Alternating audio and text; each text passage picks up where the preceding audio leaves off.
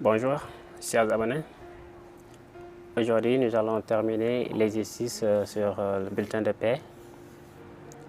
La vidéo précédente, nous avons vu et pu faire un cours sur ça et le tableau de décompte. Et aujourd'hui, nous allons terminer avec cet exercice. Ça sera un cours complet et un exercice qui a été corrigé jusqu'à la fin. Et ce qui va nous rester, c'est la journalisation. La vidéo prochaine, nous allons... Et voilà, donc nous allons essayer de lire l'exemple. D'abord, avant de commencer, n'oubliez pas de vous abonner et activer la cloche de notification pour ne manquer aucune de mes prochaines vidéos que je vais mettre en ligne. Voilà. Donc, je vais faire cette application sur Excel comme la vidéo précédente. Je l'ai fait aussi sur Excel. Et là, vous aurez une double, c'est-à-dire double avantage. Voilà. Et parce qu'il est fort probable que quand vous allez faire votre premier stage dans des entreprises, qu'on vous présente des logiciels Excel, qui est fondamental, que la maîtrise qui est indispensable dans des entreprises, voilà. Et donc, vous allez pouvoir, vous allez comprendre, avoir un aperçu, une idée comment, en tout cas, faire aussi ça dans, voilà, avec Excel. Nous pouvons commencer. Monsieur Thiam est salarié non cadre, marié avec 2 épouses non salariées et 4 enfants à charge. Bénéficie une prime de transport 20 800, prime d'imposable 35 000, avantages en nature 50 000. Cotisation à l'IPM 1000 francs par tête, TRINF 500 par adulte. A effectué des heures suivantes durant le mois de mai. Voilà, donc ce tableau, quand vous voyez que, quand vous avez regardé la vidéo précédente sur le décompte, vous avez vu qu'on a trouvé 173 heures de heures normales. Je l'ai présenté sous forme de tableau ici. Et voilà, 173 heures d'heures normales. Monsieur Thiam a effectué 173 heures d'heures normales et 30 heures majorées à 15%, 1 heure majorée à 40% et 40 heures majorées à 60%. Les 1260, c'est le taux horaire, c'est le coût que l'employeur est prêt à payer le salarié pour 1 heure de travail effectué dans l'entreprise. Et voilà, donc je commence. Vous avez vu aussi au niveau du cours, j'ai montré comment faire un exemple du bulletin de salaire. On a en face nous. Donc nous allons faire ces calculs sur Excel et présenter ça ici. Voilà, tout se passe sur Excel. Même ça aussi, c'est une feuille d'Excel que j'ai pu mettre sur ce tableau. Voilà, donc maintenant, le salaire de base, vous cliquez sur égal à la case. On va déterminer le salaire de base est égal à heure normale multiplié par le taux horaire est égal à 207 600. Les heures, les montants des heures supplémentaires, majoration, je vous demande de faire une maquette pour aussi, vous allez calculer sur Excel. Pour pouvoir calculer, vous mettez 1,15.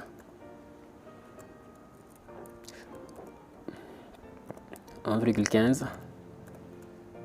Et ici, vous mettez 1,64. Ici, 1,6. Et voilà pourquoi j'ai fait cette maquette ici, parce que la majoration signifie une augmentation de 15% du taux horaire, du taux horaire. Donc les 30 heures qu'on a effectuées, l'employeur va augmenter notre salaire de 15%. Alors on a le coût de 1200 par heure. Quand on augmente les 15%, ça sera 100%. Parce que déjà ici, les 1200, c'est à 100%, majoration à 100%. Et quand on ajoute 15% de 100%, on aura 115%. Vous divisez par 100, pour l'enlever en pourcentage, vous avez 1,5. Ici, 1,4 aussi, c'est 140% divisé par 100 et 1,6 aussi, 160 divisé par 100, vous avez, et voilà, les valeurs comme des coefficients. Maintenant, nous allons faire qu'est-ce que nous allons faire? Nous allons multiplier seulement maintenant le taux horaire. Voilà, vous multipliez par la majoration, multiplié par les 30 heures effectuées en heure normale, est égal à 14 400. Et 40 heures, majoration de 40%, vous avez toujours l'heure normale multipliée par 40%, multiplié par les 1 heure effectuées à 40%. Et égal aussi pour majoration de 60%, toujours heure normale multipliée par 1,6 multiplié par 8 heures. Vous cliquez sur Entrée et vous avez 15 360. Là, nous allons déterminer le total des heures supplémentaires. Est égal à majoration de 15% plus majoration de 40% plus 60% est égal à 58 440. Alors, on a pu déterminer le salaire de base et le total des heures supplémentaires. Nous allons commencer à remplir notre bulletin de salaire. Voilà. Ici, vous mettez le nom, le mois de mai et le nom Monsieur Cham. Voilà. Ici, le salaire de base est égal à 207 600. Et ici, heure supplémentaire est égal à 58 440. Les primes imposables, vous regardez l'énoncé, si l'énoncé nous a donné des primes imposables, oui, ici, 35 000 de primes imposables. Donc, j'allais mettre ça ici, 35 000. 35 000. Et voilà. Ici, vous aurez ce qu'on appelle, on a des sursalaires, mais comme que l'énoncé ne nous a pas donné de sursalaires, donc vous n'allez pas mettre ça. Ce que vous allez mettre, nous allons déterminer le salaire brut social. Le salaire brut social est égal à la somme des salaires de base plus heures supplémentaires plus primes imposables égale 301 040. J'agrandis la taille 6. Salaire brut fiscal. Avantage en nature, l'énoncé, est-ce que l'énoncé nous a donné de l'avantage en nature? Oui, un avantage en nature qui est égal à 50 000. Oui, maintenant, vous inscrivez les 50 000 ici. 50 000. Et vous avez maintenant le salaire brut fiscal. Le salaire brut fiscal est aussi égal au salaire brut social plus avantage en nature. Plus 50 000. Et voilà, on a 351 040. Ici, ce sont des retenues. Et les retenues, nous allons commencer avec les retenues. Régime général, première retenue. Régime général, le taux de régime général est égal à 5,6% du salaire brut social plafonné à 360 000. N'oubliez pas ceci.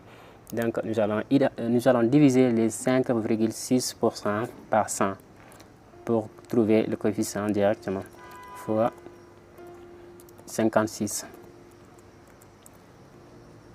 Et voilà. Donc, ici, le salaire brut social est égal à 301 040 et inférieur au plafond. Donc, on prend le montant. Si le salaire était supérieur à 360 000, on aurait prendre 360 000 comme le plafond. Donc, salaire brut social, le régime cadre, le régime général est égal à salaire brut social multiplié par 0,056. Vous avez 16 858,24. Régime cadre, on n'a pas, parce que l'énoncé ne nous a pas donné de régime cadre. C'était une pièce qu'on a pu mettre ici. Donc, si on ne nous a pas dit que le salarié est un cadre, ne le mettez pas, ne le faites pas cotiser du cadre tel que n'est pas un cadre. Et le mutuel, vous regardez maintenant, mutuel, si l'énoncé nous a donné le mutuel, oui, la cotisation mutuelle est égale à 1000 par tête. Cela veut dire que chaque personne de la famille on a cotisé 1000. Le salarié est une personne et ses 2 épouses, ça fait 3 personnes. Et ses 4 enfants, 3 plus 4 est égal à 7. 7 fois 1000, ça donne 1700. Et 7000, du moins. Ça nous donne 7000. Et impôt sur le revenu. Impôt sur le revenu où il fallait faire très attention parce que vous allez déterminer la part de l'impôt pour le salarié. Et voilà. Donc, si une fois que vous déterminez la part, vous projetez avec le salaire brut fiscal, le montant qui se trouve dans cette case, ce sera le montant de l'impôt cotisé par le salarié. Donc, pour déterminer la part, on sait que le salarié est marié. Donc, on a dit 1,5 part. Et 2 épouses non salariées, 0,50. Même si le salarié a 3 ou 4 épouses non salariées, la règle fiscale dit que la réduction d'impôt est égale à 0,5 part pour ces femmes, pour ces épouses. 1,50 plus 0,5, ça donne 2. 0,50 pour chacune de ses enfants. Alors, le salarié a 4 enfants. 4 fois 0,50, ça donne 2. 2 plus 2, ça donne 4. La part est égale à 4. Et quand vous regardez le barème, vous projetez le salaire brut fiscal qui est égal à 351 040. Maintenant, on va arrondir au milieu. Les 3 derniers chiffres seront arrondis à 0. Donc, on aura 351 000.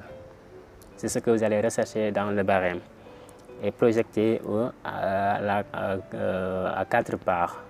Donc, vous allez y trouver un montant qui serait l'impôt sur le revenu. Quand vous le faites, vous allez trouver 9 800. Autrement dit, les 9 800 seront les impôts, c'est le montant de l'impôt sur le revenu payé par M. Thiam.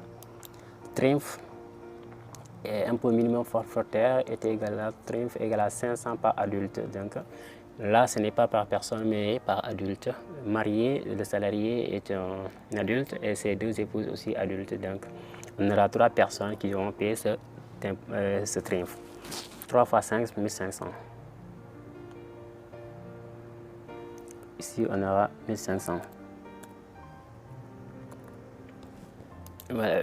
Maintenant, je vais déplacer les retenues, les amener de l'autre case. Voilà. Le total des retenues ici, total retenu est égal à régime général plus IPM plus impôt sur le revenu plus TRIMF. Et vous cliquez sur Entrée, vous avez 35 158,24. Le salaire net est égal au salaire brut social moins total de retenue. Pas le salaire brut fiscal. Le salaire brut fiscal, on le détermine pour seulement calculer l'impôt sur le revenu. Maintenant, nous allons se baser sur le salaire brut social. Salaire net égal, je mets égal ici, salaire brut social moins total des retenues égal à 265 881 76. Ce sera le salaire net après réduction des retenues. Nous allons voir maintenant les primes non imposables. Et dans l'annoncé, est-ce qu'il nous a donné des primes non imposables? Oui. Prime de transport est une prime non imposable.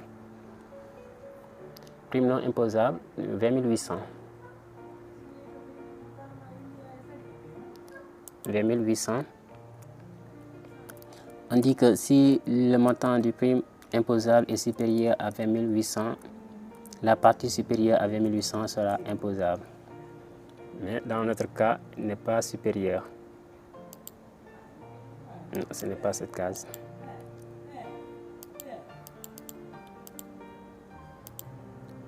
Et voilà, donc ça sera associé à ça. Je le mets ici. C'est moi qui a faussé la case. Hein? Et voilà, c'est 20 800 ici.